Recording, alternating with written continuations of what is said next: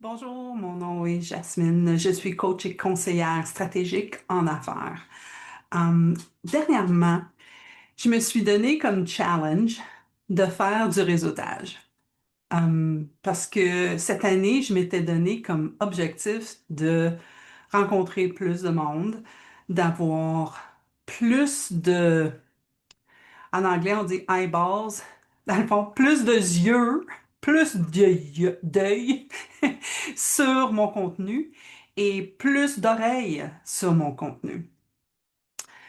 À travers mon exploration cette année, ce que j'ai pu voir, c'est que en tant qu'entrepreneur, parce que là, je parle aux entrepreneurs, en tant qu'entrepreneur, on a tendance à vouloir trouver le truc magique qui va nous donner des clients.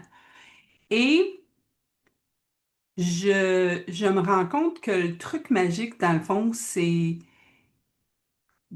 d'être, euh, de parler, de vraiment être en communication avec les gens, d'être de service avec les gens. Et on vit dans un monde d'informations. On reçoit tellement d'informations avec les médias sociaux, les vidéos, les cours qui sont donnés. Et puis là, on peut se perdre dans tout ça. On peut facilement comme rentrer dans un trou de lapin. En anglais, on dit le rabbit hole. Tu sais, sous terre, qu'est-ce que ça peut avoir l'air? Euh, le, l'endroit du lapin où le lapin vit. Et donc, je me rends compte que même pour moi, et là ici je parle pour moi aussi, c'est vraiment de s'attraper quand on est dans le rabbit hole et de s'écouter aussi. Je pense qu'on a tendance à ne pas s'écouter. On a tendance à donner notre pouvoir aux autres.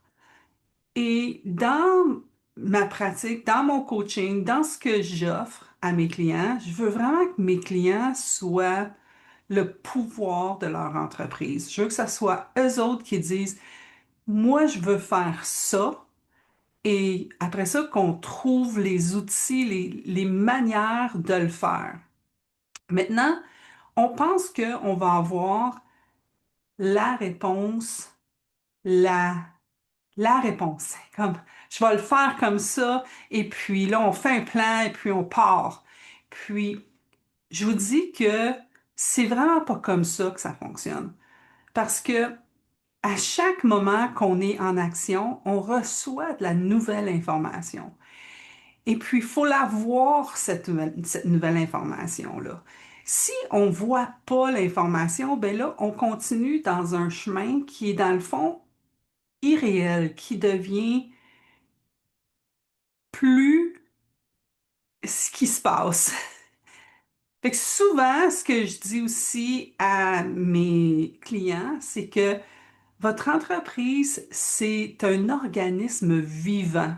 Ça grandit, ça grossit, mais il faut aussi la nourrir et la maintenir.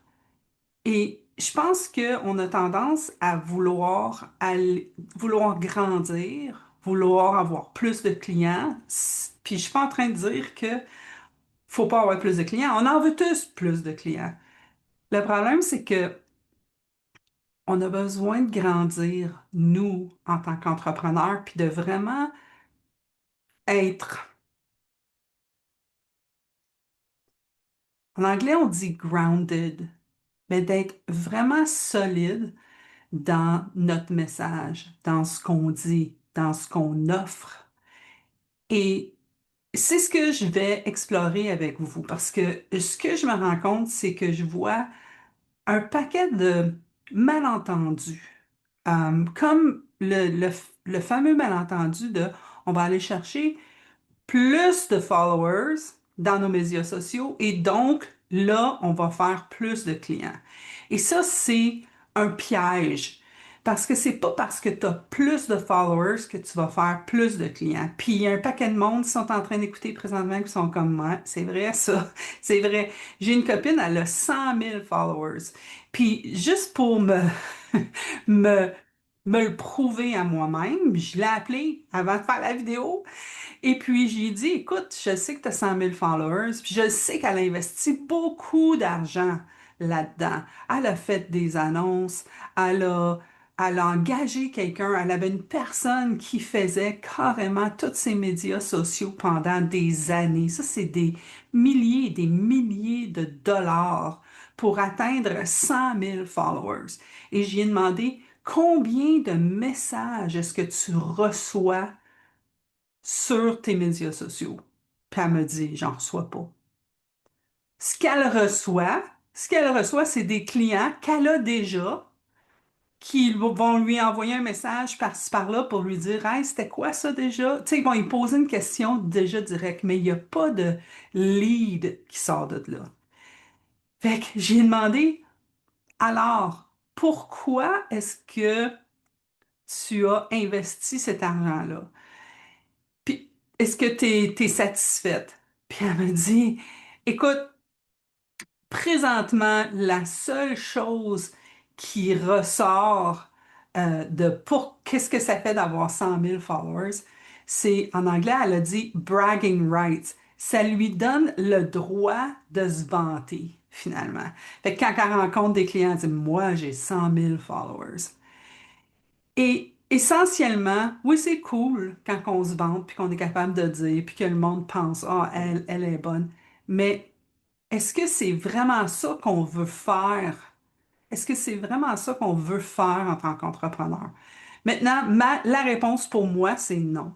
Si la réponse pour vous, c'est oui, ben vous pouvez continuer carrément à aller chercher, aller voir si vous voulez avoir d'autres followers, puis trouver les moyens. Il y en a un paquet de moyens.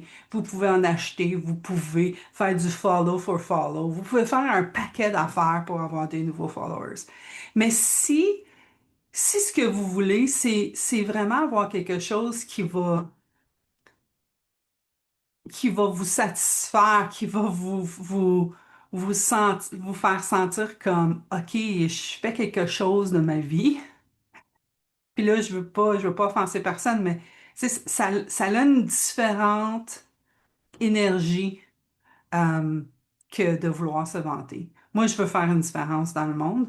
Fait que je vais explorer ça avec vous dans les prochaines semaines. Je continue, j'explore carrément. Je continue à vouloir faire des événements de réseautage. Et, euh, et c'est ça. Fait que j'aimerais bien ça entendre qu'est-ce que vous avez à dire là-dessus. Et on se revoit aux prochaines vidéos que je sais pas c'est quand parce que c'est un vidéo impromptu ce matin. Alors, bonne fin de journée. Faites attention à vous. Puis vivez la vie que vous voulez vraiment.